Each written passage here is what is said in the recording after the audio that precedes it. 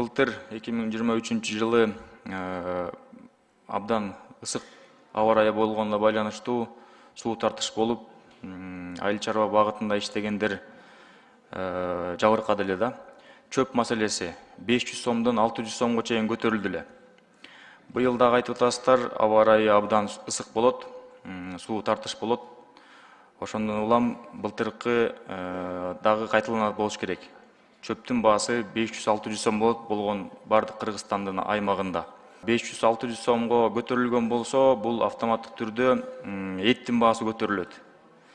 Эттин баасы көтөрүлгөндөн тышкары дагы ушул кургакчылыкка байланыштуу ундун баасы көтөрүлөт, нандын баасы көтөрүлөт.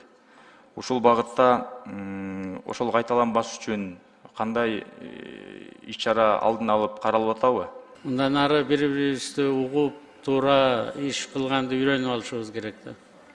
Мына Казакстан былтыр 100 000 гектардан ашык жерге картошка айдаган. Быйыл 200 000 гектарга жакын айдаган. Экспорттук биздин мүмкүнчүлүктөрүбүз кескин азайып атат. Айыл чарба министрлиги рекомендация бергенде ошону тагыраак аткарып, анан ошонун алкагында чогуу биригип алып иш жасашыбыз керек. Чөп 500-600 сом болсо биз кластерге бөлүнүш керек, пока кое турула деп айта албайбыз да. Кудай сактасын, ошондой болуп турган болсо. Кантип жардам беребиз элге? Бүт проблемалардын баарын биз билебиз. Аракет кылып атабыз ошого жардам берели деп.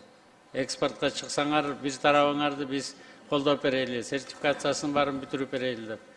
Бирок эртең чөптүн баасы кымбат болсо жардам бересиң дегенде артынан биздин артыбыздан ээчип алгандай механизмдерибиз жок.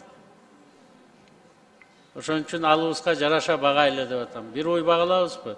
Бир уй багайлы. 10 уй баксак 10 уй багайлы.